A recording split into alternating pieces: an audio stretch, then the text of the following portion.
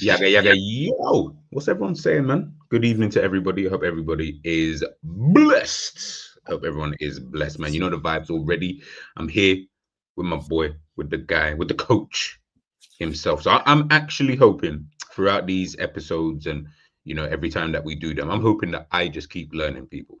Because last time when Endz did it, I don't know if you guys remember, and Endz probably may or may not remember, there was the episode we did, Newcastle versus Manchester City.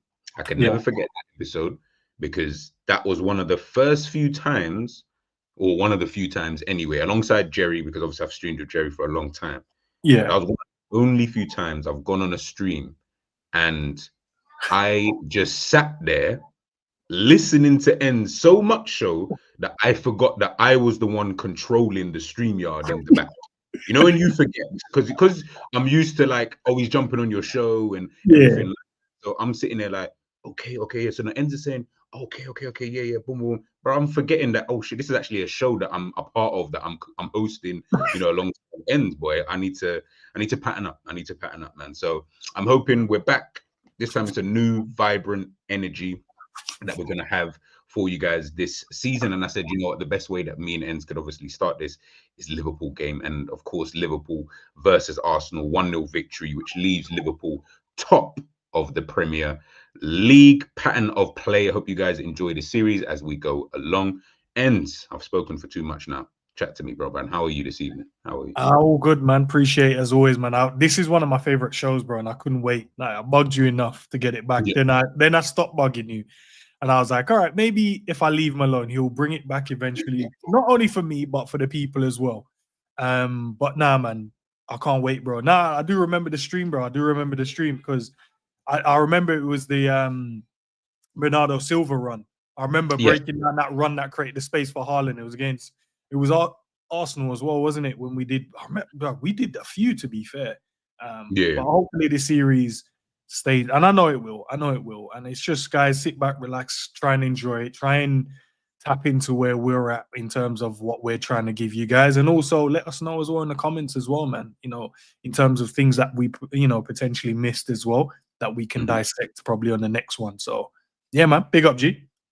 Nah, man, big up, man, 100%. And yeah, no, Endz is correct, man. Like, anytime, guys, listen, you've seen, I'm on Endz stream all the time. I'll be there tomorrow morning as well, or tomorrow as well. So we can always chop this up. But any questions, when we've got the stream patterned up and it's whatever the next episode is, any questions you guys have pertaining to the tactics, to the conversation, whatever, guys, throw them in all the time, man. And obviously me and Endz can try and chop it up as best as we possibly can, man. Evening to Morris, evening to Andre as well, man.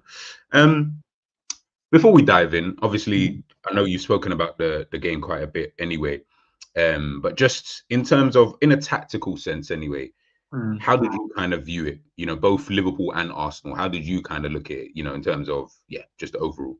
I think obviously looking at the game, Liverpool went into the game worried about, I'd say, Arsenal set piece. Obviously, Arsenal comes into the game as well with clean sheets galore. You'd probably say, as a unit, defensively as a team, they're probably the best team in the league when it comes to that. They keep a hell of a lot of clean sheets, and Liverpool's not renowned to keep clean sheets. We always kind of find a way to concede. So I think going into the game, Arne Slot had two things he had to pattern up. One, need to stop being as open as what we witnessed in the Newcastle game and obviously the Bournemouth game. And two, we need to fix up with the set pieces, because not only from the first two games in the Prem, but from pre-season as well, there's a few free kicks where the ball went into good areas and then we're like fluffing our lines and what, like, it felt a bit off. And Arne Slot touched on it as well in pre-season, that we need to stop conceding these goals and we need to be better from set pieces. So for me, I thought if we go into the game, tighten up defensively in terms of not just the back line, and I think a lot of people, when they speak about the team, it's just the back line. They always pick players individually, but I looked at it as a team. We need to be way better. And my problem was the double pivot.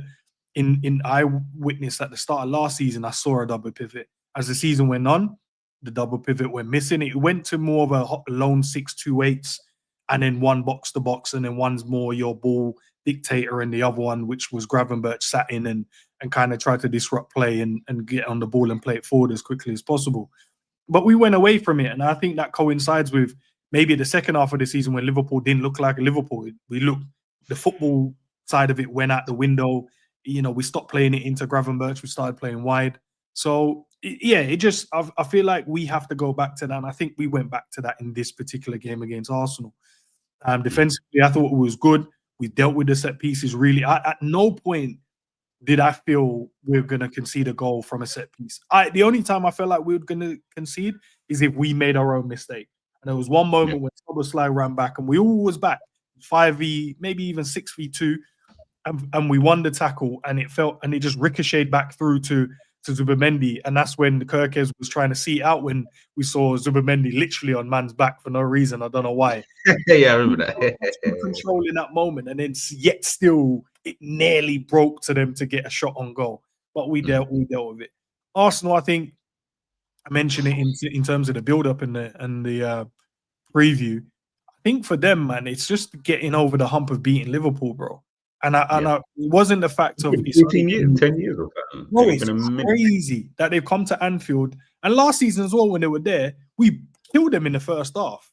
And then the second half, we conceded the 2 goals. And you're like, oh, should have done way better there. We should have probably just seen out the game at 2-0. But yeah, they came with the idea of, look, they know Liverpool attacking. We've scored 4 and we scored 3 in the first 2 games. They know Liverpool have the ability to score goals. So they had to make sure they were wary of that. But also they needed to create goals as well. And with obviously Odegaard missing, they had to find the creativity from somewhere. They didn't at all. Moreno is not a creator. Declan Rice for me is not a creator. And Zubimendi is not a creator. So they had no creative spark in the midfield. So it was a game that tactically, I think we got it right because we had the balance of good defense, also good attack. But Arsenal got, I think in the first half, we'll get into the tactics in terms of the GAs and the XGs and all of that stuff.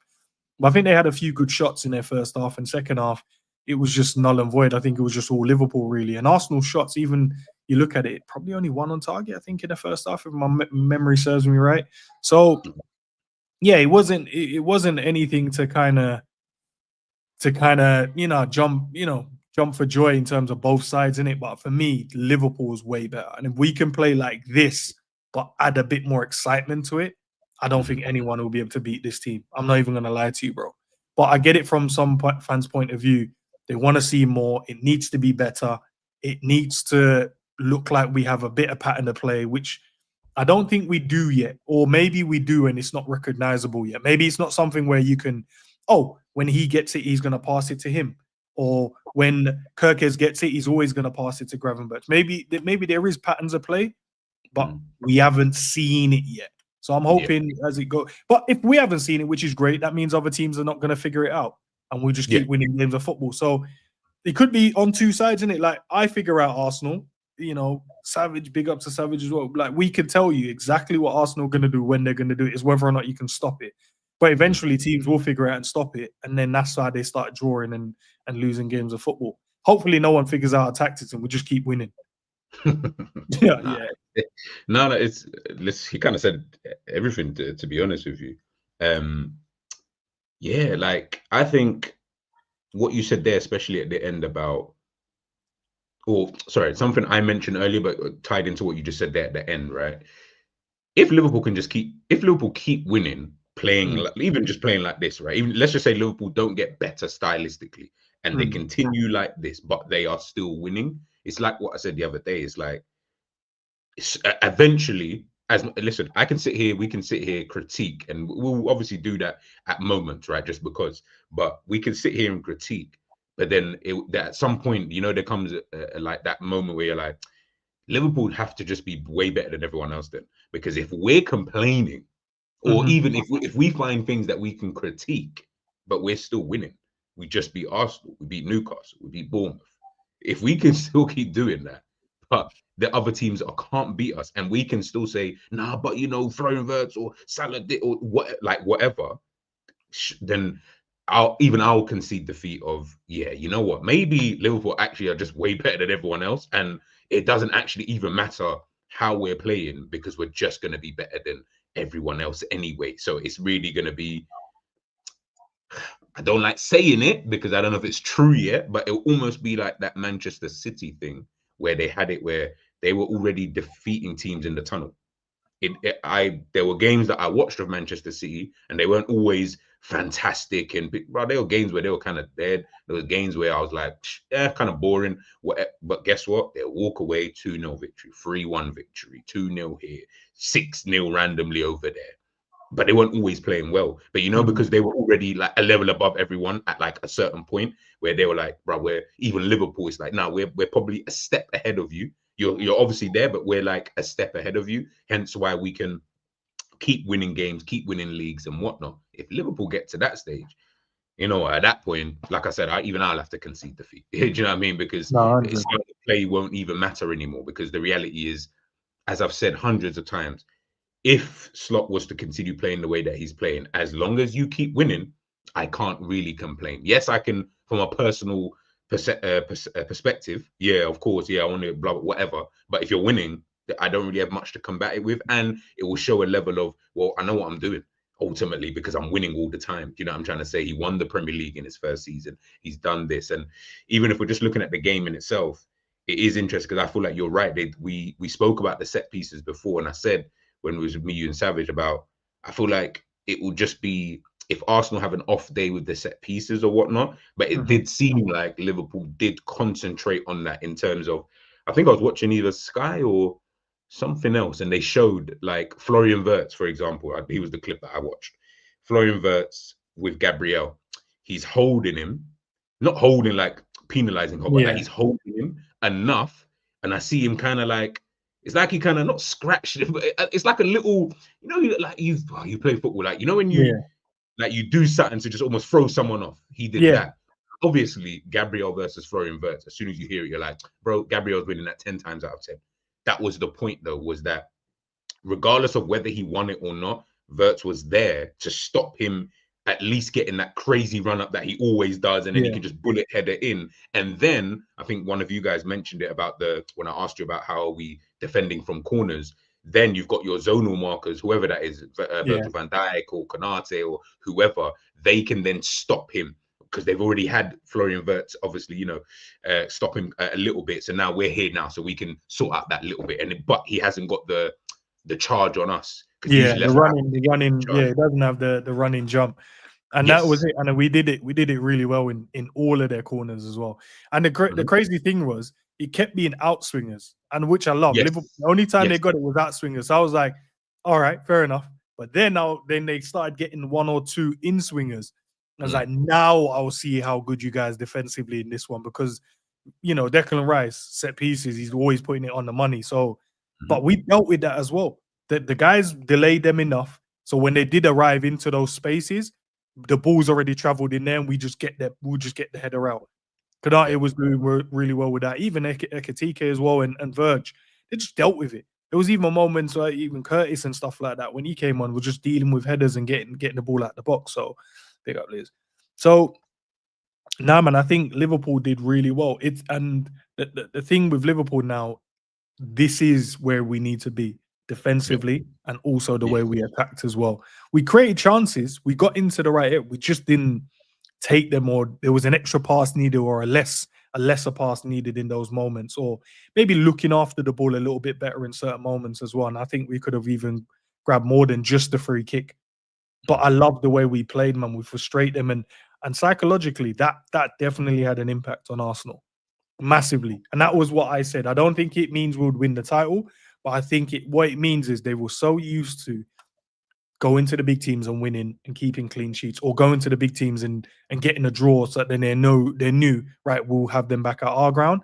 But to come to Anfield in the first 3 games and then lose, and then they nullify your strengths in the game, your set pieces, the way you probably invert, Calafiori, and and adds the extra man in the midfield. And Virgil touched on it as well in his interview. He said we didn't know how to handle it in the first half because they kept having the extra man with the overload, and Calafiori was doing the inverted thing. So, but he said a few tactical tweaks in the second half, we fixed that, and that's why we were then able to get on the ball. Because I remember, I don't know if you remember me saying, I feel like in the second half we need to be able to sustain the midfield attacks a lot more and recycle the ball a lot quicker and a lot more. And that's what we saw in the second half. And that's how Liverpool was able to kind of get a foothold in the game. But yeah, man, it was a big game. I think tactically both managers tried their thing, but obviously our gaffer got out on top, man. Listen. It's as I said, and big up a lot of you actually. Big up Liz in the building. Big up Honesty. Big up Dustin as well. Let me change that. Change that. There we go for you guys. I feel like they avoided losing at Anfield for a minute. Yeah, and I think, listen, Endz kind of said it perfectly there in here, but just to add on, yeah, like they didn't come there for a win, and I think that's where they messed up. Is that in that first half, and obviously, we can dive into it now. In that first half, and obviously this is stats from the full game. When I looked at it, first half, and I think you mentioned it there, I watched Gravenberch talk about what they changed in that second half in order to allow for Liverpool to start getting a bit more of a foothold in the game. For me, Arsenal missed the opportunity to at least go ahead in the game. Whether they would have won or not, I don't know. But they missed the chance to go ahead. And I felt like that was in the first half when Liverpool was still, it just seemed like we were just still trying to figure it out in terms of what we were trying to do. And remember as well, being real, listen, big up to Bournemouth, big up to Newcastle and Palace and all of that. They're not defensively solid the way Arsenal are in terms of their structure. Arsenal's so solid in that structure, bro, it might even baffle you. And Arsenal were clever in the way that they pressed and the things that they were doing out of possession. And I felt like that was always a big issue, for Liverpool.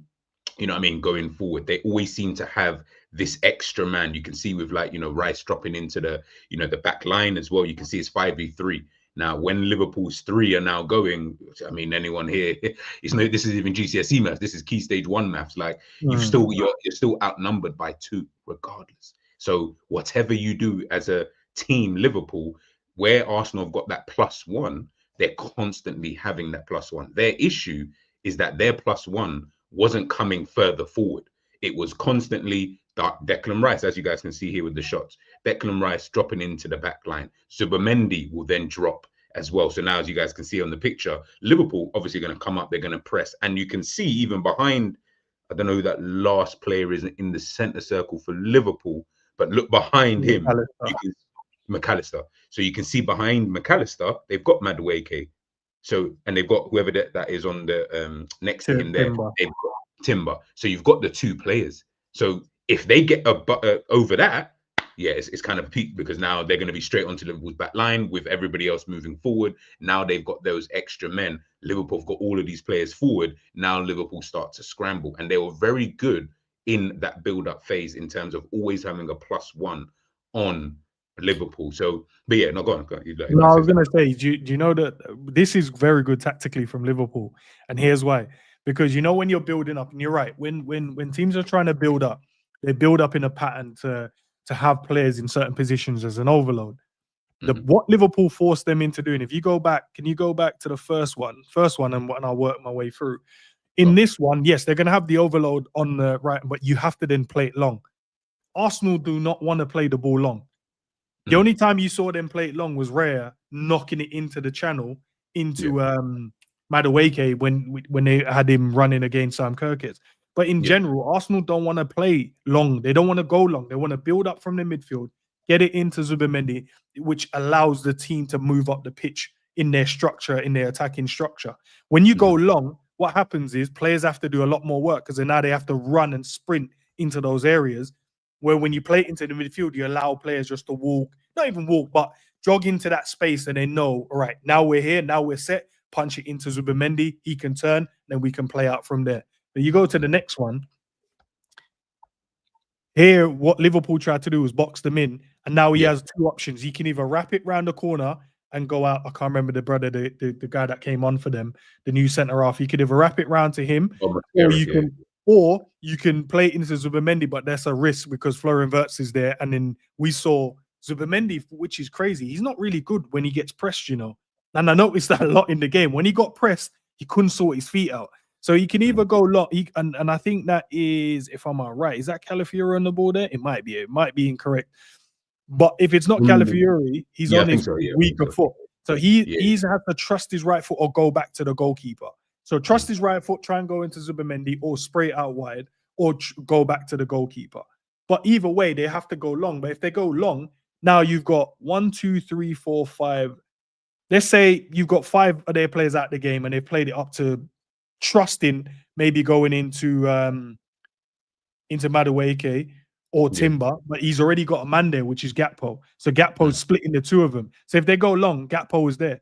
But then they're leaving 5. So where's the rest of the players? They've got Martinelli out wide on the right-hand side, left-hand side, sorry, just hugging touchline. And then the other guy that would be ahead of him would be Gyökeres. But then he's got Virgil and Kanate to go and deal with. And then Kirkes is still not in your shot. So even though it looks like if they could play out of that, we still outnumber them defensively as well. But they have to gamble.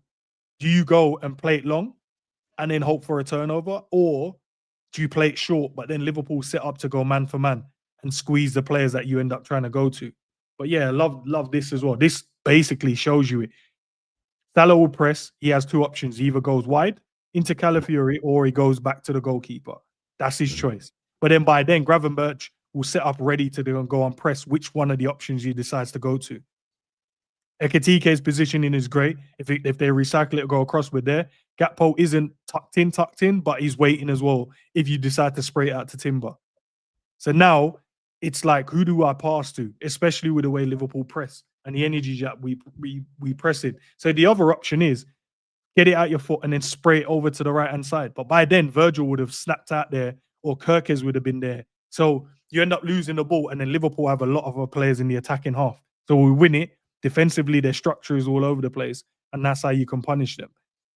So I think, to be fair to Arne Slot, I think he got this one right, The only so I'm just flicking through so you guys can obviously see it just visually and stuff like that. I think the only problem I have with this, or had with this, should I say, and I went back and watched that first half anyway, but my issue was always, and again, like I said, Gravenberch mentioned it, and Slot has mentioned this before. Out of possession is what bugs me with Liverpool at this current point in time. It generally does, because it's just not intense enough at times. So you see all of these situations, and everything Endz said, 100%, I agree with, right? The problem you're going to continuously have, though, if teams decide, obviously they're not going to be as strong as Arsenal, but let's just say teams decide to be as difficult as Arsenal were in terms of not letting up and all of that kind of stuff, and Liverpool play in the same kind of manner. You need to be intense, though, because, for example, you see with like this, right? What you're saying is correct if we get the press correct. If we don't get the press correct, that's what then becomes a problem. Because a team like Arsenal anyway, and Brighton will probably be another team that we would struggle with in that kind of regards. They can put the ball into a Zubimendi or a Rice, one touch, bang, they get it out to whoever they need to get it out to. They've played out of your press. And that was one of the things that I noticed, is that, yes, you're right, Zubimendi at times, you can see, yeah, if you press him, then he might be a little, but he's good with the one touch. I saw a lot of one-touch football with him anyway, and then Rice taking 5 touches, but he himself was taking the one touch to just pop it in, and then you guys do whatever you need to do.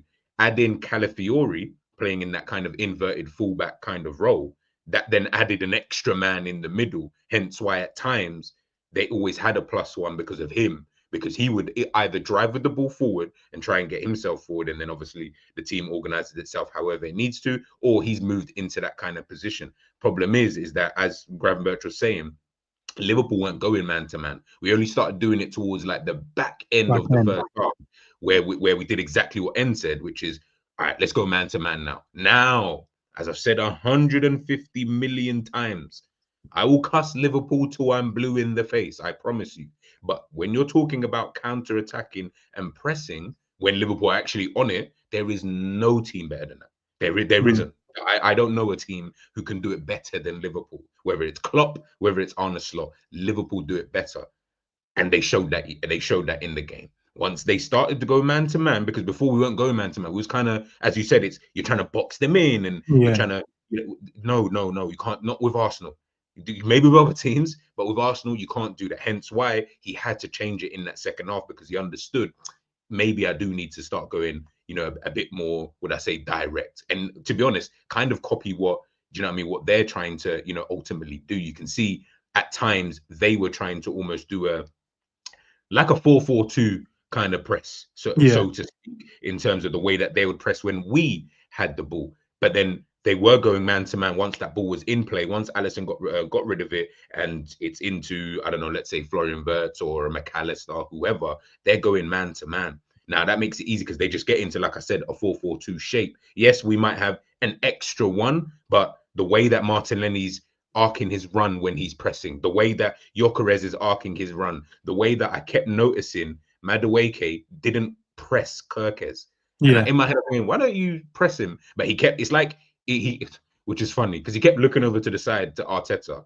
But it's like, obviously, I can't see Arteta, obviously, on my screen where I'm at. So I'm going to assume, and I don't know, I'm going to assume Arteta is telling him, don't press him, just cover that space, though. And then, obviously, then you'll arc your run because Kirkes wants to make that run forward, but he can't now. Kirkes can't move forward anymore because if he moves forward, he's going to leave a massive gap right behind him. Madueke is just chilling. So he's not pressing, but he's not just chilling at this. He's almost like in between the two. So I'm sitting there thinking, oh, okay, I get it, because he knows, all right, if Kirkes does get the ball, he's on him anyway, regardless. And he's got the other two, Zubimendi and Rice, in behind him to be able to help out. Timber's obviously going to then press Gakpo, as you guys can obviously see in the picture there. And then, of course, they're doing the same on the other side. We'll talk about number 11 when we get to number 11, but he didn't help with this because when you're might be a trend with both 11s, to be fair, but yes, you know what? Yeah, you're right. Yeah, you're actually right. I didn't even realize that Martinelli was number 11. Both of them, Martinelli did it in the first half kind of thing, but Salah didn't do it at all during the game. Salah will always try and press the centre backs, right? I've noticed that because they don't want him to start tracking back.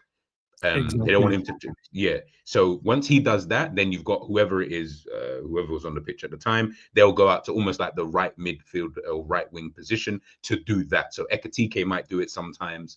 Florian Wirtz might do it sometimes. Szoboszlai, when he's in midfield, he'll do it. They'll cover what Mo isn't going to do, right?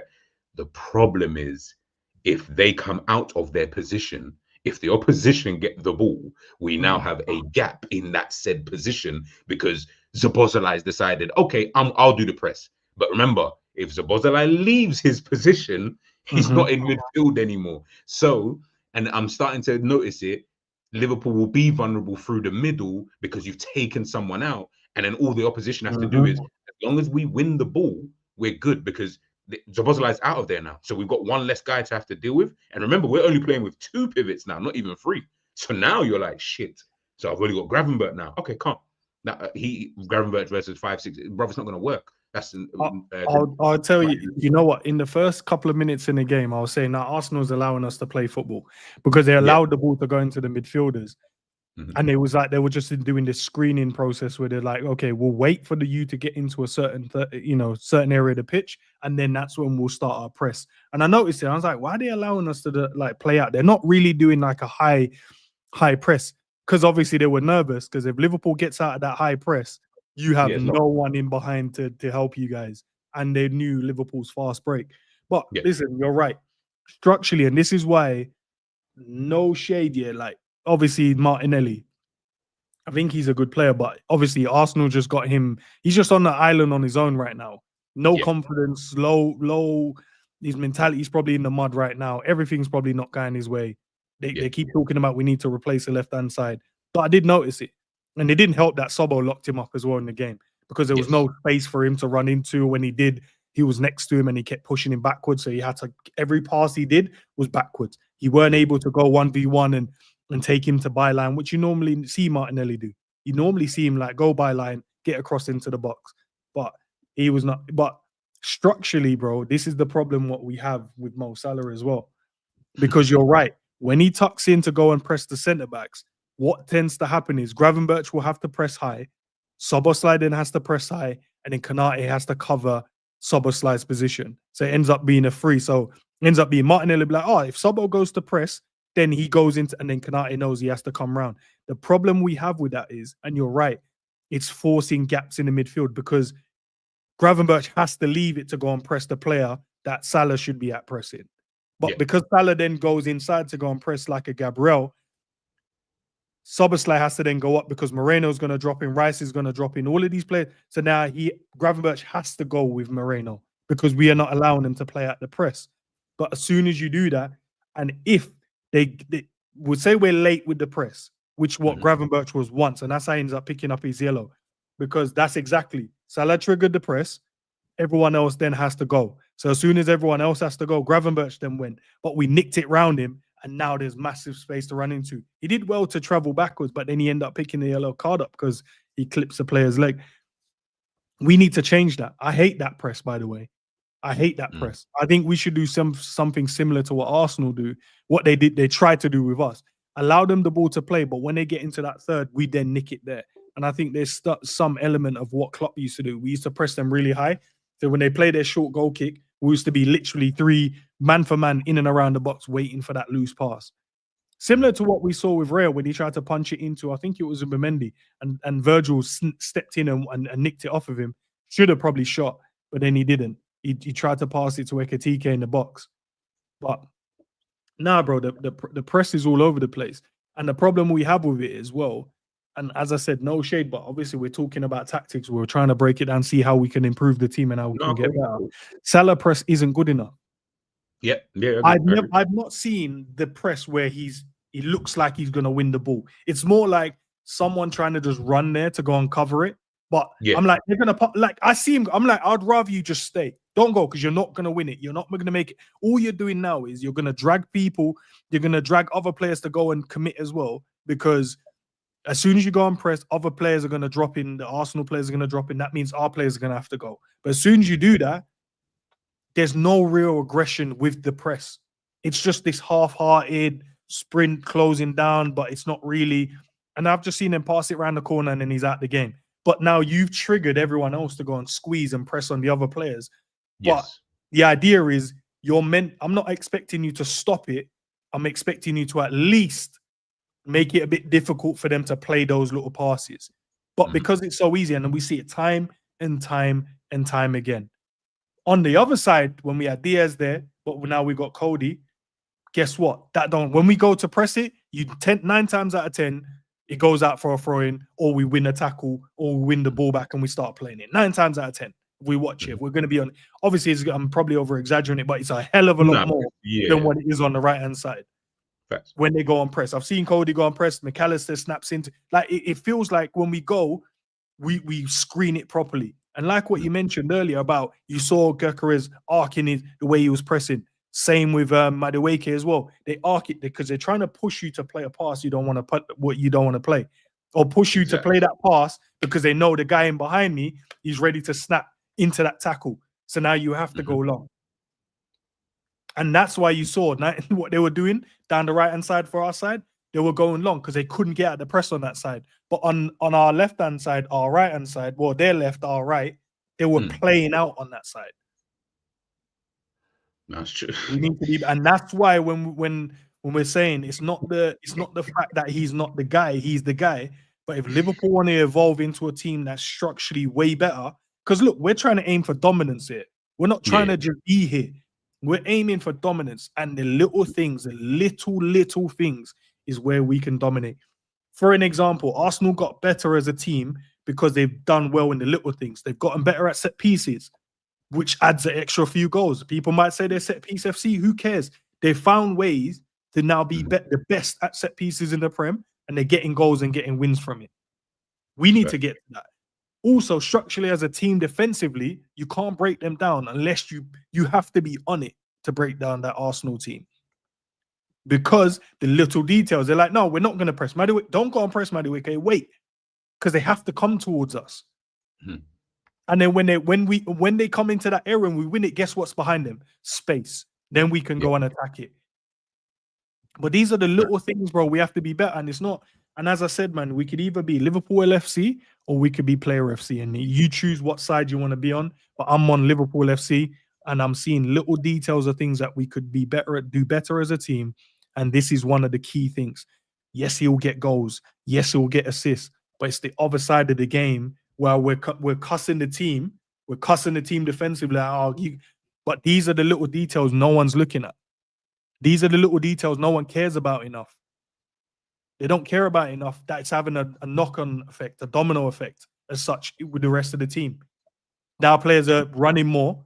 because they're doing extra work for everyone else, which you do anyway. So it's not even, you work hard for your teammates regardless. Facts. But you can minimize that if we get the right people and everyone's working as equal. Guess what's going to happen, bro? Not only we're going to dominate teams, we're going to conserve a lot more energy, because Szoboszlai doesn't, we call him four lungs. Why is he running more than everyone else in the team, bro? No, do you know what I mean? Like, what? There's a reason why he's probably there's a reason why Arne Slot probably going to keep him at right back now, you know, because he's gone. This is the best defensively we look, but guess what? Because Szoboszlai is just up and down. He's just running. But we have to be better in the press, bro. But yeah, go ahead. No. Listen, and like I said, man, I listen, and when Endz speaks, I just, you know what I'm saying? I'm like, I can't really disagree. I want to, do not be fooled. Like inside me, I was burning because I said, okay, Endz is talking about the guy. All right. just keep it nice. You know what I'm saying? Keep it professional. But listen, man, what Endz is saying is correct, man. Like, there isn't any point getting Mo Salah. Like, I mean, you guys can see his positioning here for the game, right? Forget the score rating. We gave him a 0-1 anyway, regardless. So if anything, they're being generous. But look at his positioning. You know, this is for this game. Now, this is this normal kind of right wing chilling. The problem is now, before the game ran through him, we know that, and you know, we've spoken about that before. The game running through Salah, etc. So these kind of positions that he's taking up in a game like this, no problem, man. Like, that's what we expect because we're giving you the ball, right? You see, when you're not getting the ball though, that's when it starts to look real dark for Mo Salah. And my issue now, as Endz was saying, even when he's doing the press, like even when I was like I said, when we do these tactics and stuff, I like to source out a lot of information from different tacticians and reports and stuff. And one of the things someone was saying was like, the only reason why Salah presses the centre back, the only reason is purely because, and Salah has said it himself, he ain't going back the other way. So exactly. What Endz is saying about Szoboszlai having to do that, I even feel at times, and we're seeing it, by the way, with Florian Wirtz, and we'll talk about him in a minute. You're seeing it. Them men are running more than they would probably need to do if you had someone else in that position. Whoever, it doesn't really, you could have Harvey Elliott as an example, right? Harvey Elliott would still offer you the energy, the enthusiasm, can get back, can defend, can get forward, blah, blah, blah. So you then don't have to, like when Mo Salah was in his prime. I'm not saying he came back and defended like no man's business, but he was definitely better defending than he is now. I get it, because Arne Slot said, you know what, let's keep him closer to goal. That's how much of a threat he is. I get that. And I'm not beefing anybody in regards to that, right? But you see this is what irks me. Cool, we'll play that ball into Mo Salah. That's why I drew the line there. So you play the ball into Mo Salah, no worries, right? If it makes it more time. And I remember Virgil even zipped one across the floor into, I think it was Florian Wirtz. I thought it was going out wide, but it went straight into the path. Cold pass, by the way. Big up to Virgil for that. Because I thought it was going out wide, and he did the maddest disguise I've ever seen and drilled it across the floor. I said, nah, I didn't know you had that. Oh, so you got the drillers, like I didn't know he had that in his locker, right? So with that, so even this, all of this right now, the setup looks semi-okay. Like really and truly, you're saying, this looks fine.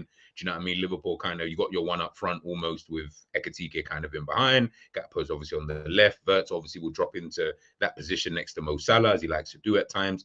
Zobo obviously will push up, grab him, but everything's fine. Not a problem. You see, my issue though, when you pop that ball into Salah, right? Obviously, you're trying to isolate him. So you're also trying to isolate him with his defender, whether it's Gabriel, whether it's Calafiori, whoever, right?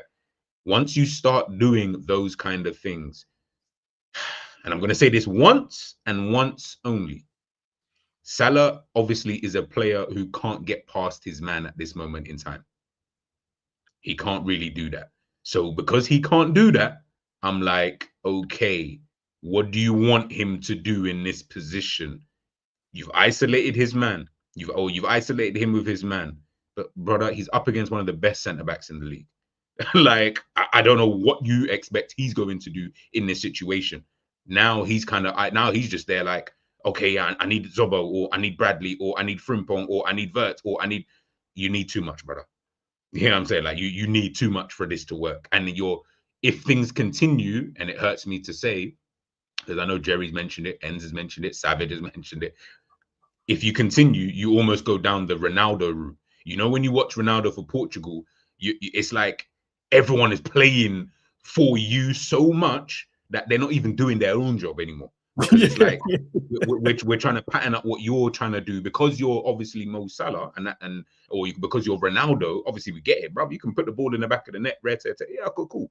But now, man, Vitinha's having to drop into like right midfield or some shit like that. Bruno Fernandes isn't in his right position, bro. You start to get all over the gaff, and then you have to almost take Ronaldo off in order to be able to play as a team.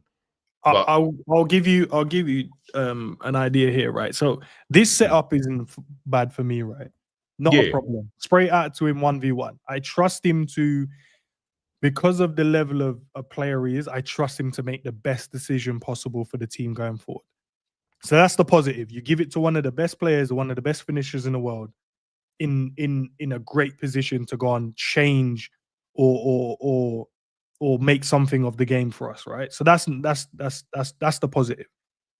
The other positive or / negative I'll have, right? So you see in this moment, as soon as we spray that, you see Sobo, he's gonna go. Gravenberch is gonna go. Florian Wirtz is gonna make a run to take Declan Rice with him. Ekitike is gonna move. Gakpo's gonna move. Now we've got our players running, making good runs forward. So now it comes down to your decision making.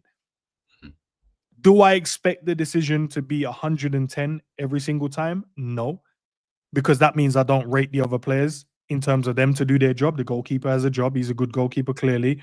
Saliba and Gabriel are good centre-backs, so they will do their jobs. And the other guys can win tackles and put a leg out and do that. So I don't expect Mo to make the decision 100 and 110 all the time, right? The problem we currently have is it's becoming less so than more so.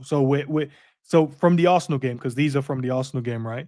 He'll get the ball, can't get past the guy, a block, or he puts the ball in.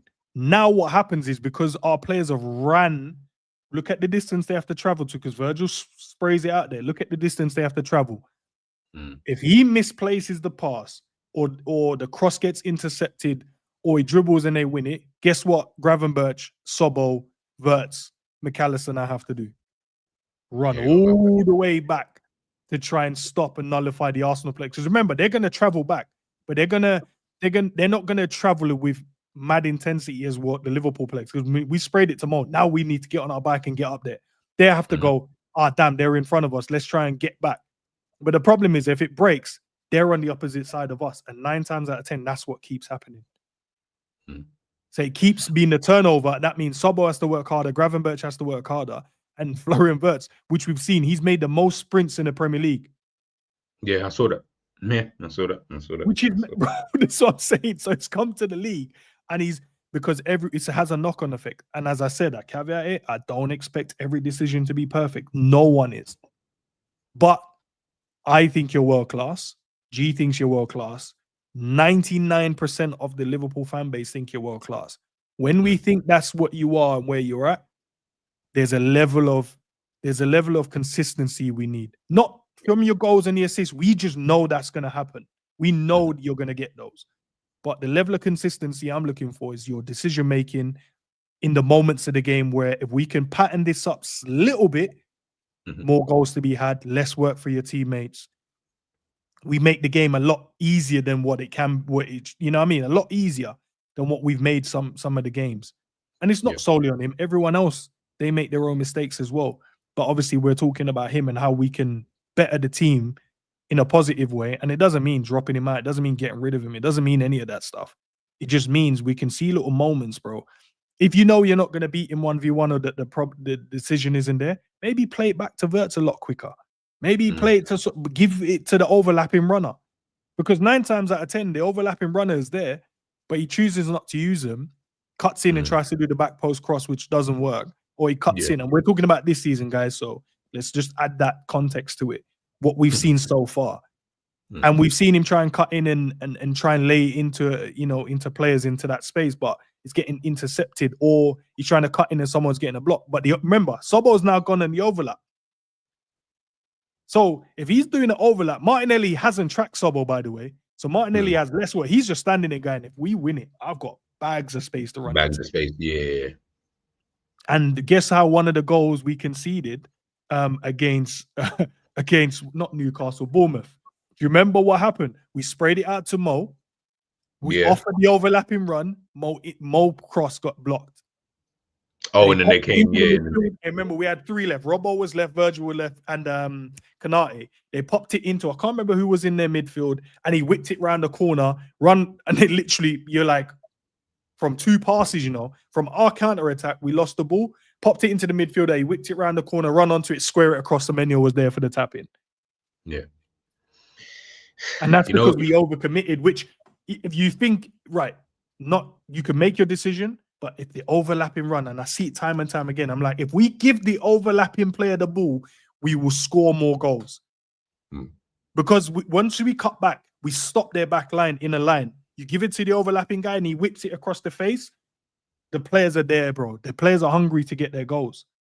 But when we don't do it and we try and do this cute little pass into these areas, trying to score the most perfect goals, and we get hit on the counter attack, and then what happens is, guess what? Kanate will get the brunt of it because he has to chase 2 man.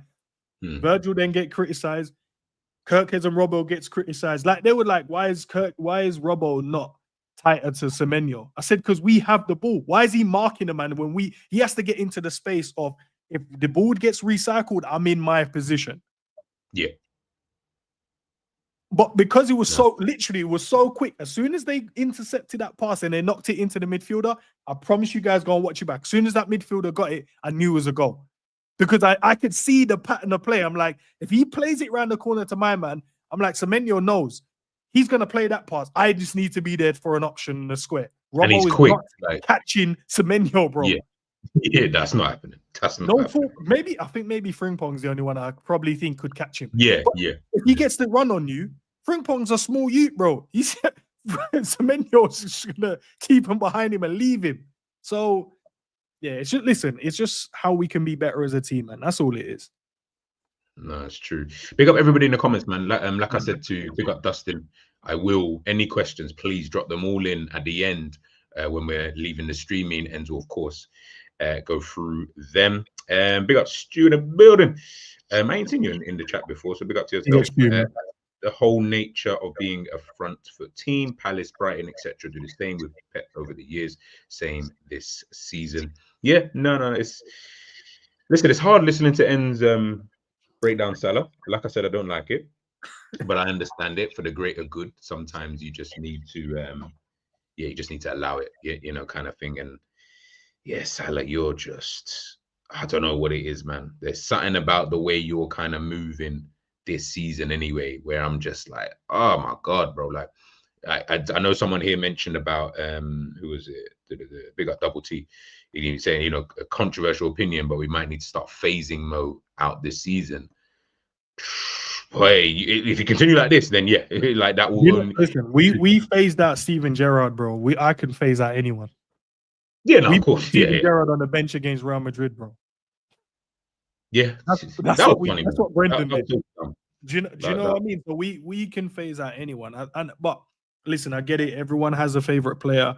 But when you come to having conversations about the team and how we can be better, it's not about digging the players out. It's not about it. It's just about trying to find a way to make it better for the team. So for my solution is, Mo, don't go and press. And I promise you it would look better, because what it would then leave is everyone in their position, which then we can see what they're about to do. And then we wait for the right moment to then press them. But once we start going and triggering the press too early, or going to press it anyway, all of these guys have to run. They have to go on, because you're not going to leave your boy just on his ones pressing for no reason. Mo will turn around and get onto them. Yeah. But what my solution is, don't go and press. Stay. Allow Florian Wirtz and allow Ekitike to do that press there. You cut off the wide areas, because now they have to play through the midfield.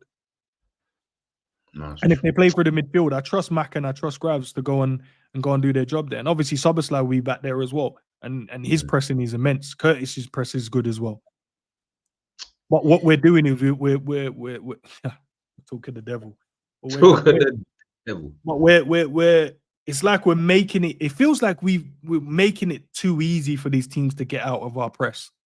We're making it too, and the reason why on the clock it looked better because the engine of Hendo, Fab, and Genie covered everything. Their engine was enough. So imagine we had 4 long man in there. At the moment, we only have 1, which is Sobo. So Sobo is doing like everyone's job, but he's doing majority of that right-hand side job. And shout out to Sav, because Sav was the first person I heard saying put Sobo at right back because he's literally he's literally covering Trent anyways, babysitting Trent. And that was his first season in when he came in. He said if he's going to spend his whole time covering Trent and covering Salah on that right-hand side, you might as well just put him at right back. At least he will just be there. Yeah, I think we're going to have a conversation on that anyway. Maybe not in today's stream, but we definitely need to conversate. But I'm more waiting to see if Zobo was to ever go back in that position. Like, if he goes back there for the next game, then I think, okay, let's have that conversation. Because it's an interesting one. I think you could have him there because long passing he can do as well. So you almost get the Trent back in that position, but a Trent with more effort. No, it's not going to be as good as Trent in terms of his passing. I get it. He doesn't have the same. Yeah, but he can pass though. He can pass the ball, and he's got the energy, as we've seen, as Endz has obviously stated there. He's got that energy, so it could be something that you know what I mean. Like, obviously, if Slot does it again, then I think it's just because Frimpong is injured, bro. Frimpong does the exact same thing that he does because even in the past few games, Frimpong was doing the exact same thing as well. Pressing man made it difficult for them to get the ball in. Like, we never thought we had a problem on the right hand side. I don't want us to now go in. Oh yeah, nah. Sobo has done well. Yeah, he's done well. And I've already seen on the timeline. This is what I'm saying. This is funny. When after the game, when I'm going on the timeline and I'm seeing like what people say, obviously everyone's reactionary, right? Because the game just finished, so I get why some people go over the top. So then I wait, and then obviously like today, for example, I'm looking for my phone and I'm looking at some of the analysis, right? I'm seeing bare people say, yeah, I think Szoboszlai's found his new position for Liverpool. I said, rah, what? So you just signed the right back and you've already got Bradley, and then you're still saying, no, we should put. I'm not saying, by the way, whether it's good or bad, I don't know in it. Like, I'd have to see how that looks, but the way people were talking about Szoboszlai going there, Endz is right. To me, I was like, yeah, but I feel like Frimpong is gonna come. He's done the exact same thing that Sobo was doing, but by the way, but obviously he got injured, so he's not there. So then he has to kind of wait and see what when he comes back in the team. But no, man, I think it's just that. I think what Arna's seen is he's played Frimpong there and got the energy, the up and down, the fitness level, the sprinting in behind. And he's gone, I'm used to this. And then he's put Sobo there, and Sobo kind of gave him the same thing. So he's like, I want to stick with this actually. But he needs to trust Bradley to do it as well. Trust Bradley. But I think Frimpong will, once he's back, Sobo ain't going to be playing right back. That's what I said. Yeah, I feel like he's not going to be playing right back. Sobo is just filling the need. And Frimpong's back after the international break as well. So Sobo has to go back in the midfield. So you can No, I didn't know how long, to be fair. Yeah, he's back after the international break. All right, let's move on anyway. There's 2 more players I wanted to talk about with Endz. And one of them is not Szoboszlai. So you guys will be happy to know. It's Curtis Jones is one of them, though. Endz was just speaking about him there towards the end of, the Salah kind of segment. And you chat to me more about Jones.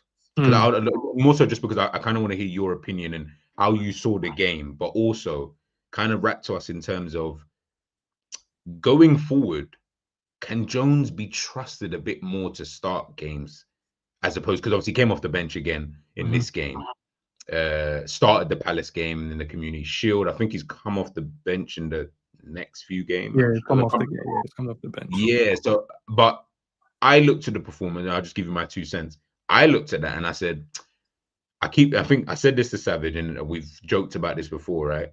The midfielder that I'm looking for, like the one I would like to see Liverpool have, I feel like it is him. I do feel like it is him in terms of what he can bring to a team, the calmness on the ball. Yes, guys, I know what everyone is talking about. At times, you are going to be annoyed that he's hogging on to the ball. But I keep saying it. If he was playing for Barcelona, if he was playing for Manchester City, he would be applauded for the way that he's on the ball because of how they. Very good point, G. Sorry to cut you there. But No, my prime no. example is the England, when he played for England. Why do you think he stood out against the teams we played and stood out against his peers as well in terms of the England players? It's because no one can do what he does, bro. No one can do what he does. And I remember saying it to you as well. He would fit the profile of the player that you want. He can do the job. The problem we have, G, and I remember mentioning this to you, 2, maybe 3 years ago, maybe 2 years, 3 years, when I said with Jones, it was about his identity, bro. He lost it because Klopp tried to turn him into an all-rounded midfielder. So remember, Jones was more of a left-sided attacking type midfielder, bags of tricks in the locker, could drop his shoulder, go past players and scoring goals. To a player that was in and around the first team of Liverpool, but couldn't get in because you had Genie, you had Fab, you had Hendo, and then obviously other players was in front of him. So he had to find a way. Went away. Himself said, Klopp told him he had to work on his game and get better as an all-rounded player. He had to be better in the press. He had to be a bit more hungrier on the ball, stuff like that. Went away, worked on his craft. But what's happened is he came back in that period and became, a jack of all trades, but a master of none. You couldn't go, I can put him in at 8, I can put him in at 6, I can put him in at 10, but what is he actually good at? What is he actually good at, and what does the team need? And he's perfect for what the team needs, bro. But the problem he has is Klopp left. Curtis Jones was like the first one that was playing under Arne Slot's new system in terms of, because he was the first one to have the interviews like, no, really love the way we play. Remember, everyone's like, you're trying to diss Klopp. Nah, he was just like, because he realized the manager will play the style he wants to play, which is that into the players, trust the midfielders, pop it about 1 and 2 touches, hold on to it, slow it down, move it into space, and then pick the team apart. But then he got injured. And then the McAllister, the Gravenberch, and the Sobo worked. It worked. So now he had to find a way to get himself back in the team. The problem now he has is the gaffer had to play Sobo because of his legs. Gravenberch was like the midfield. And then McAllister was just McAllister. And everyone says he's world class. And all of that conversation, I'm sure we'll get into it at some point. So there was no room for Curtis in terms of what does Curtis offer. Then the manager shifted his shit, what he wanted to do tactically in the second half of the season. So Curtis could have come back in, but then he stopped playing that way.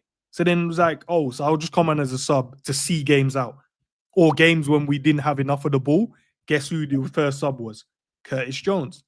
So if your style is we want to keep the ball and we want to retain possession and we want to kill them with passes, as the manager said, want to kill the teams with passes, then you need a player like Curtis Jones in the team, bro, because you won't lose the ball. There's a reason why Curtis Jones' passing accuracy is like 90 plus every game. And they're not just sideways passes, they're forward passes as well.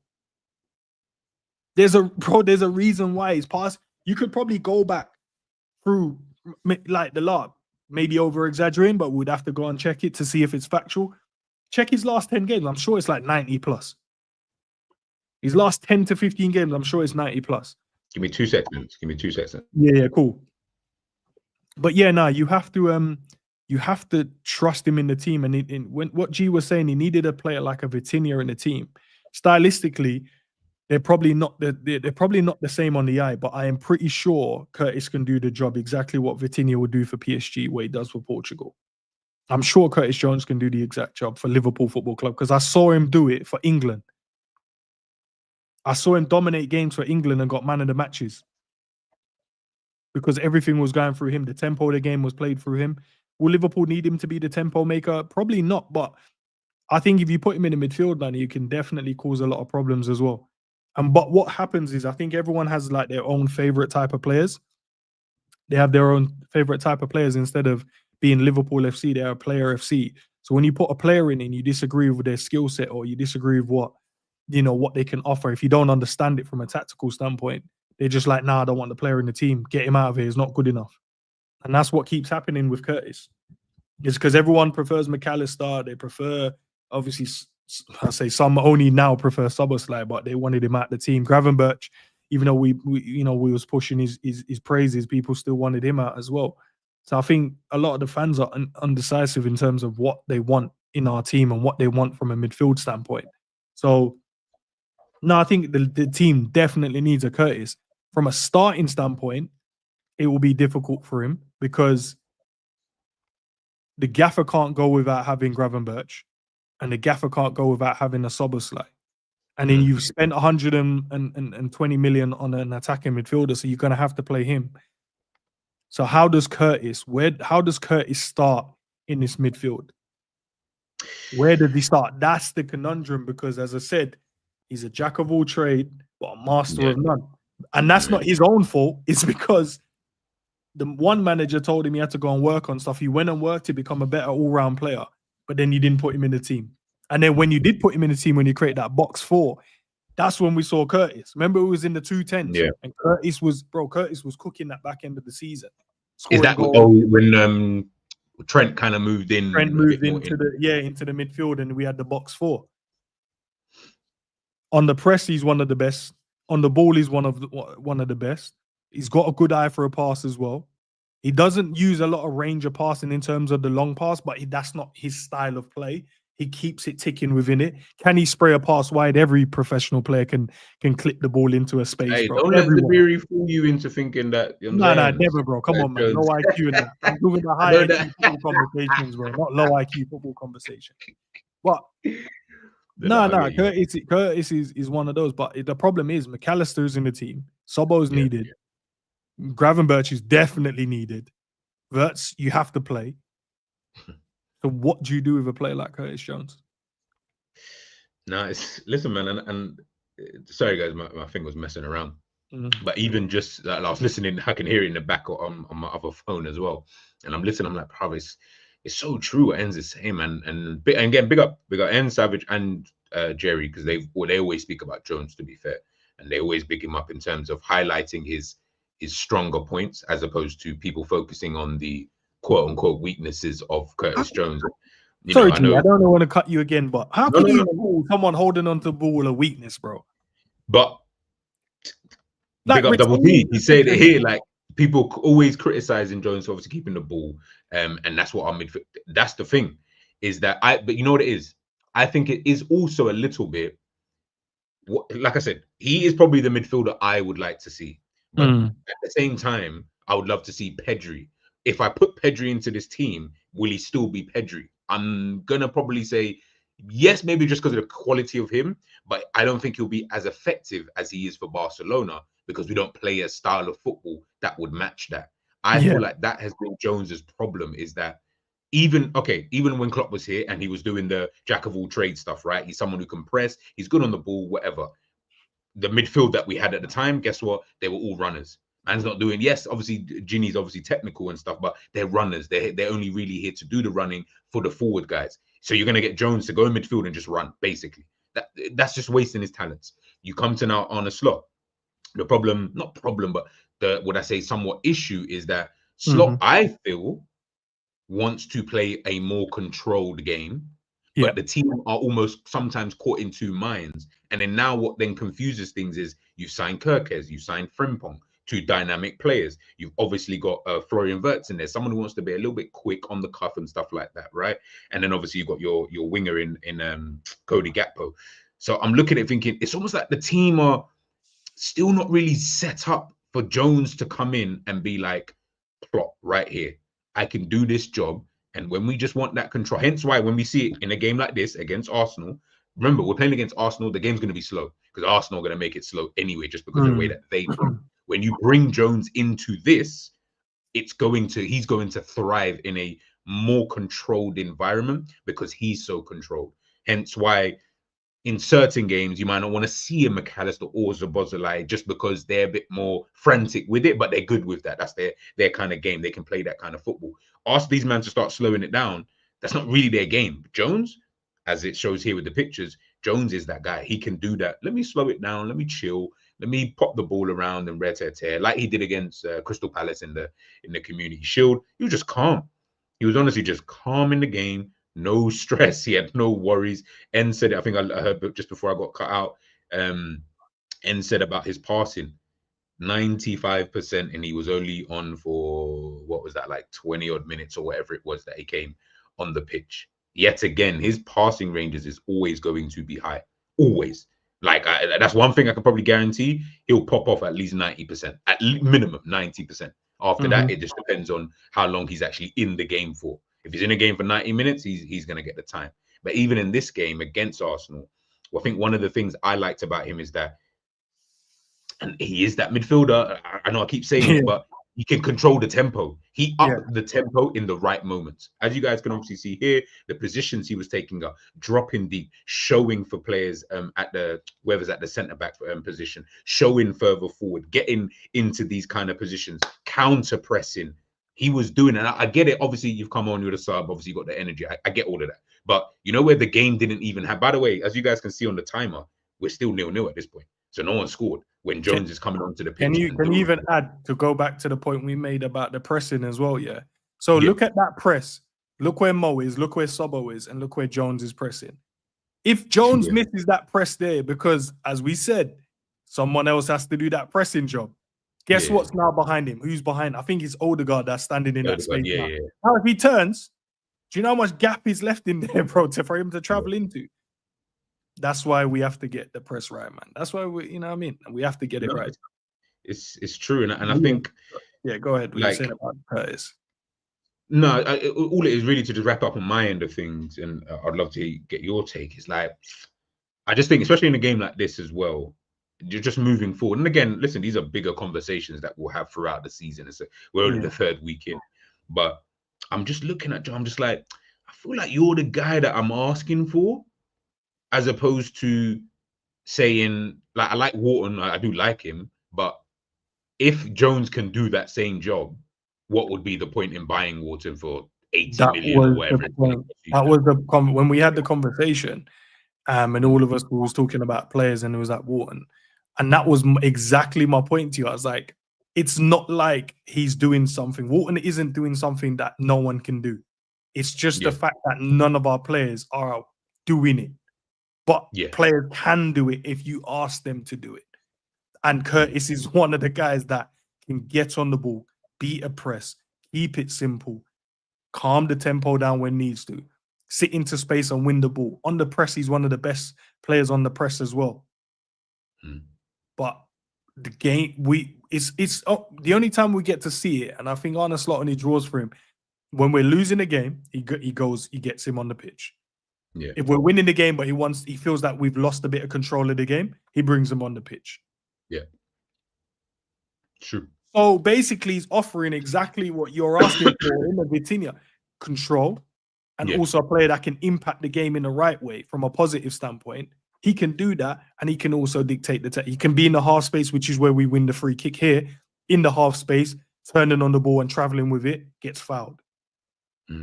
He can score goals as well. He's got that in his locker as well. He can assist. He's got a good eye for a pass. Good timing of his runs. But as a football player, if you're not being able to execute your skill sets on a game-to-game basis from a starting position, I get, bro, if he gets to start games, Sobo might have to go and play right back to play Curtis then, because Sobo has to play. Like, it's mad. The manager has to figure out what he wants to do in it. And find but these are the problems we wanted to have, though. These are the issues. Yeah, no, facts. And also, he has to find the right combination of midfielders. Yeah. When I said to you, remember the conversation at the start? Gravenberch won't play, guys. Not us, guys, but you know the chat. And I kept saying Gravenberch starts every game. He's fit. Guess the first press conference. Yeah, I can't wait. Gravenberch's going to be back. Gravenberch next game. Gravenberch will play, guys. So now it's about what combination fits best around him. Nice. Sobo has to start as well, so I don't know what you guys. And then there's only one spot. Well, guess what? Guess who occupies the other spot in the team? It's obviously this one. Right, listen. This is what I'm saying, man. It's like, and obviously this is the last player I really wanted to kind of like focus on anyway, and then we'll answer any questions for you guys, right? I don't want to go too into this because tomorrow we may be talking about this. So all I'll ask you, what do you think Liverpool need to do in order to get the best out of Florian Wirtz? That's all I'll ask you. Tell his teammates to pass him the ball. I'm being deadly serious, bro. Tell his teammates to trust him on the ball. Trust him with the ball. Trust him with the ball. Trust him with the ball. And I repeat one more time. Trust him with the ball. Because at the moment, they've not been able to play with a player like this in years. The last player was probably Coutinho, and they're not similar in stylistically. They're not similar as players. But when you come to game changing, you can make a difference in the game. You're talking about a guy that has a good passing range. He wants to assist. He wants to score goals. Great at running in behind. Fast. I thought he was fast, but bro, the brother is actually really quick as well. But a guy that plays the pass when it's the right moment, he's got that down to a T. But the problem we have is he's not getting the ball enough. And obviously as well, the tactical side of the game, yes, when he was at Leverkusen, he was playing as a part of a 2-10. He was playing more to the left-hand side of the 2-10. So he occupied that position more often than none. So he has to now get used to being able to roam onto the right, onto the left, instead of just, to be fair, he didn't really stay on the left-hand side. Like, he just stayed there in for Leverkusen. But that was his space where he would be there more so than none. Now he's got the roaming capability of going right and also left. So now he has to get used to that. As well as get used to his teammates as well. Like, when do they like to pass the ball? Maybe McAllister wants to take a touch, shield it first, get a feel of the ball first, let him know where the man is, then he releases. So he has to get used to that. Get used to Gravenberch turning out of nowhere, bro, beating the press and then traveling it. So he might not release it to you when you think you're going to get it. Sobo as well. Sobo might try and play it right to left first, and then maybe he goes into the space. Curtis might want to slow the game down a little bit more before he starts playing it. So he has to get used to all of these things. When I give it to Mo might not give me the 1-2 for him to get it back. When I give it to Mo out there, he might want to cut in and get a shot away. When I play with the 1-2 with Cody might not want to set it back to me. He might want to cut in and get a shot away as well. So Florian Wirtz has to get used to all of these things. And look, some people might say, look, it's excuses and stuff like that. But I think that's surface level conversation. I think that's too low of a conversation to be had. I think there's so much more to it than that. He's a top player, guys. And if we can find a way to get the best out of him, this team is going to get way better than what we expect it to be. I know we have high expectations in terms of where we should be with the caliber of players we brought in, but the team will be way higher. I'm talking about potentially this team being unstoppable against everyone. Don't matter who we play. That's the level if we can get it right. But they have to trust him, bro. We can't say he's not working hard. The guy has the most sprints in the Premier League. He's covered the most ground in the Premier League. So it can't be it's not about not working hard. It's just about executing and giving him the ball in the right spaces. The Newcastle game was the prime one. For some reason, none of our players wanted to pass the ball between the lines. Then I got told he wasn't showing for the ball. I was like, no, he was showing for the ball. But that's what I'm saying, surface level conversation when people don't understand the game. He was showing it, but our players were like, ooh, if we play and we lose it, we could get counter-attacked. I'm like, no, for a player like him, trust him. Against Arsenal, he was coming a lot deeper to get the ball, which means he's not further up the pitch to do what he needs to do. But then you saw moments of brilliance when he dropped Declan Rice in the sandpit. He just turned him out of his skin and left him for dead. There was you see moments. There was a moment as well. I can't remember who sprayed it over to the left-hand side and he brought it down. He killed it one touch. Cut inside and cut inside and played it to Mo. Mo should have took the shot first time. But Mo took a touch and I'm like, bro, that's an assist there for me. That's an assist. Because he played it to you inside the box. You're running onto it. Just whip it, arc it into like our boy Rio did against Newcastle. Ball come across, whip it into the far corner. Easy. And then there was a moment as well when McAllister pinged it into him and he touched it as he was going to go towards goal, set it back on his right, was it Gabriel? And then he hit the left-footed shot, and that's when Cody ran in. He was off the shot. Yeah, I remember that. Yeah. But if you see the pass McAllister played, zipped it into him, and the touch was exquisite. Sent the defender, put it back on in his left foot, and tried to hit the volley. So we see moments when he's turned to midfield, carried it, and played it. But he has to get used to his teammates, and we have to pass the ball to him a lot more. The problem we have is at the moment, we got Mo, we got Florian Wirtz, we've got Gakpo, we've got Ekatike, we've got players that they want to show and they want to do stuff and they want to prove that they're the guy in it. Mo is obviously the main creator at the time last season, but it's like Mo has to hand the reins over and go, you go and create, let me go and get some goals. Yeah. Gakpo, I will get you goals, but you got to link with me well. And to be fair, he has linked with Gakpo. Maybe not in the last game or the game before that, because I think there was a stat saying he didn't even pass. Him and Cody didn't even exchange a pass. I can't remember if it was the Newcastle game or the Arsenal game. Oh, right. I did not know. Like a stat that said they didn't even. It was like, I think at a certain point in the game they didn't even exchange a pass between each other, something like that. I saw, and I was like, but then I was like, did that happen? I couldn't remember. And I couldn't be bothered to go and watch the game back to see if that actually happened or not. Yeah. But I was just like, really? Did they not exchange a pass? So I think we just have to get used to that level of player in the team. But you have to play through him. You have to let him do his thing, bro. He's not a player that you can shackle and go, let's just put him over on the left-hand side because that's where he drifts. No, he needs the freedom. He needs the freedom to run, but you also have to trust him. Sometimes when he drops deep for a little bounce pass, it's just to get a feel of it, to drag players in and around the pitch. But for some reason, our players look at him and go, no, we ain't playing it there yet. He's like, no, bro, there's a reason why he's dropped in here, bro. Let him, because his level of the game is really high and he's a smart, intelligent player. So when he's dropping in there is a reason for it. Don't just ignore him and just let him go back and stay in your position. Just trust him, bro. I think that's all we have to do. Trust him, and I promise you. Guys, Endz don't even continue. Tomorrow, Endz is going to speak more on Florian. I'd rather he save the ammunition for tomorrow's potential stream. I don't know if you've already scheduled it or not. Not yet, but I will do. Cool. It's a deeper conversation. It's a deeper conversation with him, and Endz said it there, and I wanted to laugh, but when someone's being so serious about what they're saying, I didn't want to spoil the mood.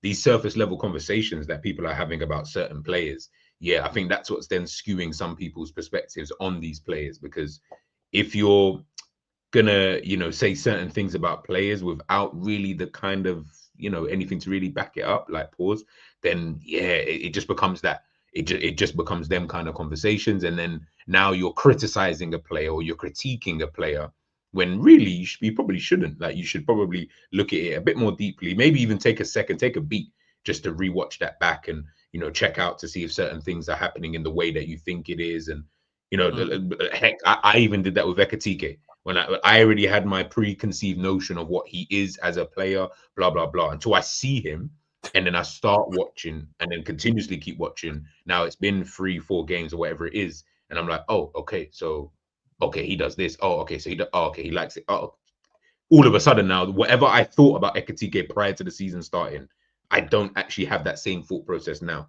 Now it's just about him being consistent. But in terms of a player, you can see Ekitike, Florian Wirtz, you notice these two are players who like to play off the cuff, but they're very quick with the thinking that they've got in terms of the way that they play, that you need to almost match that level. And Jerry's mentioned this a million times. Like I said about the Pedri thing, it's all well and good. You can get Pedri, you can get Vitinha, you can get João Neves, Fabian Ruiz, Rodri. It makes zero difference if the rest of the team are not even on that wavelength. Exactly. Because then what's the point? Like, if they're on one wavelength, Florian Wirtz is doing this, Ekitike is doing that, but then the team are doing something completely different. Bro, like, if you're saying there about that stat about man's not even passing the ball, like, bro, come on. That's crazy. That's he didn't pass in the ball, bro, on the same team. He probably passed the ball more to defenders than that. He should have the most passes in the game. But probably not, because of the way we play and build at the back. But he should have the most from an attacking sense. The attackers should have less passes. He should have them. Like, Gakpo shouldn't have more passes in him. Ekitike shouldn't have more passes in him. And Salah shouldn't have more passes in him. It should be going into him and let him. And he's going to lose the ball a lot, because that's what creators. They're going to try and create. But I promise you, bro, when this brother is settled in, man. I don't know when it will be, guys, but if he can replicate what he was doing in the Bundesliga, bro, it's a problem. Because he's not a joke player. He's not a simpleton. He's not a basic player. Like, these are difference makers. But we have to find a way to make them difference makers, not just put them in the team and I'm seeing his sprinting numbers. Like, bro, why are you sprinting so much? Like, there was showing, I was looking at, there was like, he's way gone past like the amount of sprints he did like in the Bundesliga in terms of the amount of minutes per sprint and stuff like that he did. It's like, the reason why is because the other man was trusting him with the ball. He didn't have to keep sprinting beyond players. He could get it to feet, play it. get it back 1-2s. But then when you saw moments of the little link-up play, you're like, right, if we can harness this, bottle this up, and put it into every game. Wait till he gets like the first couple of goals and assists as well, man. He's already scored for us, obviously, in like preseason and stuff, but like actual goal, you know what I mean, in the Premier League and gets his first proper assist and stuff like that. I think it would just be nice for him as well, even just to, you know, like, because we've obviously seen in Bundesliga, and it's like, yeah, like we want goals, we want assists, and I think it would just be nice for him to get off the mark and then kind of, you know, move with that. I mean, we saw it with like KDB when he joined Manchester City. Like, it's always that, he's a goal scorer, you know, he can bag, so let me get that. And listen, if he has the career that KDB had, yeah, then we've got an all-timer. We've got an all-timer, because KDB's an all-timer. So if Florian Wirtz can give us that same level of impact, which I don't think it's beyond the realms. I do think he's good enough for that. Also, as well, G, I don't want people to put a number on him as well, in terms of, I expect this because you cost this. I think of just the way I'm going to rate him. Obviously, I want him to score. Obviously, I think he should get assists, because that's the level of player he is. But the way I'm going to rate him is his impact on the game.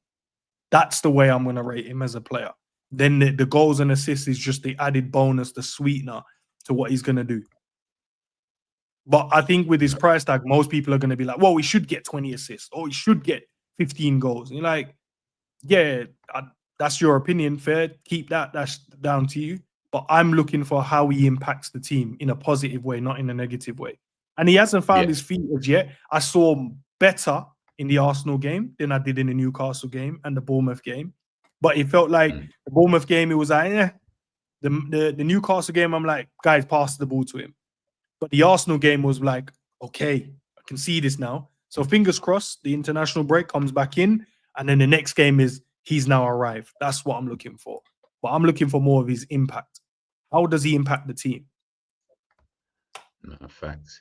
Big up, Pops. Yeah, he's saying here, you already know how it goes when you spend money. People obviously, their expectation levels are gonna go through. But as I said, guys, like we're gonna end it here anyway, because I want Endz to really dive real deep into this tomorrow when he's doing the show. If you guys have got any questions, there's a few questions I've started already. If you guys have got any, I hope you guys have obviously enjoyed the stream. This, like I said, it's the first episode, so we'll be back a lot more, obviously, international break, so there is no football. Although me and Endz might potentially look at some games international, or even look back at some other games, you know, and we can chop it up, man. We can chop it up regardless. So we'll let you guys know about that. Dustin here, I'll give this question to you, my friend. Would you keep Zobo at right back? If, let's say, Frimpong's fit for the next game against Burnley, does Zobo go right back? Nah, put him back in the midfield. The problem we have, though, is someone has to miss out. But then again, that's why you have a good squad, right? You just rotate your team and put in what you need for that game. And I think for the midfield, just get the right combinations. And if you find one that proper works and it suits every game, then that cool, run it. The next guy's to earn his spot back into the team, not a problem. But yeah, he has to go back. For me, I want to see him in Gravenberch back in the midfield together as a double pivot. The Atletico Bilbao game was the time when I saw that, and I thoroughly enjoyed that game. Okay. That's when Kanate was trying to do overhead kick. Oh, that game. Oh, yeah. Yeah, that's the game when we saw with the midfield three was Gravenberch, Sobo, and Florian Wirtz. And that's probably the best I've seen Liverpool playing from a footballing standpoint. It felt like it just worked, innit? It felt like it worked. It felt like it just, I don't know. It felt like it worked. No, I'm not even gonna disagree. I know a lot of people are gonna say, like I said, a lot of the tacticals already are saying Dom should play right back. So let's see how that one goes. Let's see. He had a really good game as a holding midfielder as well. So we just, every time he plays well, that just shows that we rated him and most people didn't rate him, bro. Now they're starting to see what we saw. Like, you put him anywhere and he'll do a job for you. But they just didn't rate him in it, bro. That's all it is. That's all it is. It doesn't take a brain scientist to play right back, bro. Just defend well. Just stop the crosses, innit? literally stop the crosses and literally just defend well enough Yeah. in that kind of position. You probably already know this. End's done a stream anyway. We've spoken about this, but how are you feeling about Alexander the Great joining Liverpool? Gas, my bro. Gas, man. Yes. Gassed, bro. All right. Like, same as what I think Florian will be. He's a difference maker. Isak is a difference maker as well. He's going to be a difference maker. I just pray and hope all the players. I just want to get all of our players back from international duty, all fit and healthy. And then I promise you, it's a long day for the rest of this league, man. It's going to be a long day, guys. But Isak is a difference maker. And listening to his interview as well, felt that there was an air of, it's like, I feel like the way he was speaking is like he's gone up another level in himself as a player as well. Like he probably understands the expectation as well coming in. And as well as Ekitike has started off the season so brilliantly as well. But you're like, it's Isak though, innit? It's Isak. And it just makes our squad stronger, man. And that was our main problem. The squad didn't look strong. Felt like we went a bit weaker. We look a bit stronger now as well, getting everyone back fit and you get a few players on the bench and stuff like that. But Isak scoring his first goal, getting his first goal for the club, and the way that we play, do you know what I mean? Get his first goal, and the way that we play football could increase. Like, his talent is going to add to the team. And even when he said a lot, when he was asking, what can you add to the team? He just said, a lot. So I'm like, but he said also, I have a lot to learn as well. But yeah, man, he's him, innit? So let's see, man. Give me 2 seconds. Sorry, this thing's coming up. You lagging again? I don't know if this is coming up. Yeah, give me 2. I'm gonna jump out and jump back in. But I think I just put the question up there now. Yeah, I'll wait for you to get back in. But big up everyone, man. And G's having the internet issues. But big up to everyone, guys. Make sure we're liking, subscribing, and dropping your comments in as well. G needs to do more videos on his channel. I'll tell you that. He does drop a lot of recorded ones as well, which are really, really good. So, guys, make sure we check those out. But he needs to do more lives, man. He needs to definitely do more lives because I like to listen in on them and I like to take part in them. When he does a recording one, I can't be there. So, yeah, man. I need you guys to spam in his comment, man, that he needs to do more lives and maybe he'll listen to you guys because he hasn't listened to me or Sav. So, you know what I mean?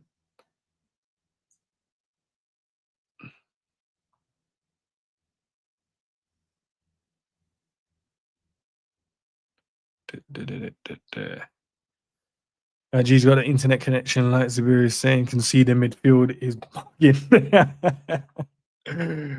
Yeah, for a fact, man. Endz. Hey, honestly, loud. Now you do, bro. Nah, it's, you know what? There's no excuse. I do. Last couple of questions, and then obviously we'll head on out. Question with Isak. Now you guys see Slot maybe play a 4-2-2-2 with Grab, Zobo, Pivot, and Mac, and throwing in a 10 in the games that Salah won't play. Potentially. We'd have to wait and see, man. Generally have to wait and see in regards to how he's going to want to play it. But obviously, Isak needs to get back fit first. Once he does that, then I think we'll be calm. Last one before we head on out. G man, have you ever thought of doing Football Manager videos? Go back onto my page.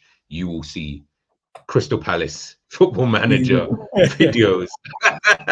And I will be back.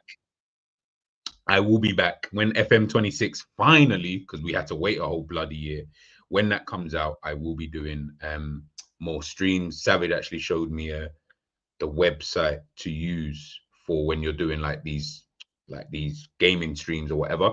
So I'll be able to for you guys anyway. So now we're gonna have some fun. I think that and GTA, I feel like those are the 2 games that I know I'll play. When it comes out, we'll be cooking. When it comes out, we'll be cooking. Facts. Is there anything else? I'll answer this question. I don't want to put Endz on the spot. Who's the weakest link in the team so far this season? Salah. I'll say Salah. Mm-hmm. I think that's, for me anyway, that's there's not really anybody else.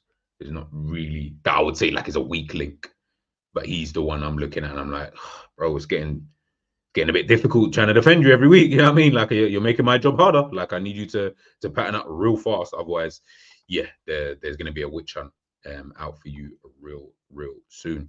But yeah, man, guys, we're gonna leave it there anyway. Again, like I said, me and Endz will be doing this a lot more often. In fact, what I want you guys to do actually, because you guys can actually help us. If there's a game, maybe you guys have watched over the weekend, and more time, we probably all watch very similar games if it's a Premier League game, especially. If there's a specific game you guys see coming up and you want me and Endz to do a tactical review on it, let us know. Let us know in the comment section, and then we'll obviously, you know what I mean, pattern it up ourselves, and then we can, you know what I mean, go from there, man. But Endz, love for obviously joining this evening. Yeah, let the people know, man. What's popping for tomorrow, man? What's on the schedule? Tomorrow, I'm just about to schedule the Florian Wirtz one because I think we need to. I don't think it needs a massive breakdown, but I think honest conversations around the player, expectations for the player, and what do we see him doing, or what do we see him achieving, you know, after the international break? Because now he's had 3 Premier League games, 1 Community Shield game, and he's got an assist in the Community Shield game, and then the other games is like a bit off really. But I thought the Arsenal game was a lot better. So I think he'll just be where everyone's heads at with him as a player, man. Because I know we all rate him. It's just, will he achieve what we think he will achieve from a player standpoint, not as a team? You know what I mean? Will he get like an assist, or the assist record? Well, not even a record, but the assist for the season. Could he get like some amount of goals in the Premier League? Stuff like that, man. Is Liverpool the right team for him? Like, just little things, what we've noticed. I'd love us to kind of just discuss it and see where we can go. But yeah, Football with Endz, guys, if you don't already know, I'm sure many of you do, but if you don't, come over, man. And we got so many different streams and shows for you guys as well. I think I've got a members video coming up on Thursday, so I normally do that. Yes, I can see that. Yeah, I can see that. Yeah, that's out. And then it's just literally now, we're gonna try and have, and we need to do the Premier League prediction one as well. So me and Sav did one. We did one before the window, and we said, I think it was about 2-3 weeks ago, it stands with the signings we have. But now the window's closed. We said we'll do one after the window's closed as well. So we'll take this time in the international break to do it again.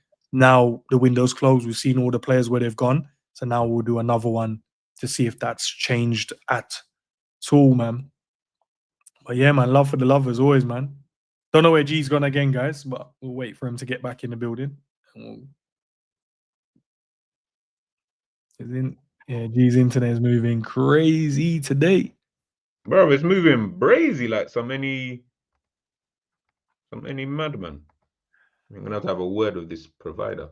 But yeah, Endz's obviously link is there. You guys already know the vibes already. It's in the description, it's in the caption. So really there isn't any excuse, but I'm sure everyone here is already subscribed to Endz's channel.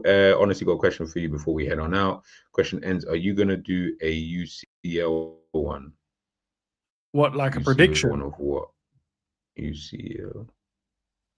Is it a prediction? I'm not too sure, bro. I have to clear it up maybe in the comments a bit after. But yeah, I've scheduled the Florian Wirtz one, guys. So yeah, go and drop a like on it if you can. Give me 2 seconds. Let me then just redirect so you guys can go and do that easier. But yeah, I can't wait for us to do more of these streams, bro. Can't wait for us to do more of these, man. I missed the tactical ones as well. And obviously, as we go along, guys, the tactical board will be back out as well. So don't worry about that. You'll see the tactical board back, and we'll be dissecting games even further in detail. And I'll create the little scenarios. I'll find little moments and then recreate it as best as I can. I don't know if you guys saw the ones that we did previously. Are those videos still up, G? The ones we did. They should be. Yeah, they should be. They should be. Yeah, because you guys go and watch those ones. It should be in probably a playlist. Yeah, go and check those. Try and go and check those out. We'll bring back the tactical board and we'll have a lot more in-depth conversation around the players as well. Say no more. All right, chat. Love to everybody who has been involved this evening. Love to Endz. Big up everybody. Yeah, big up everyone, your damn selves, and we'll catch you guys. We'll catch you guys soon. We'll catch you guys real soon. Catch you on Endz stream tomorrow, whatever time that is. And we'll take it from there.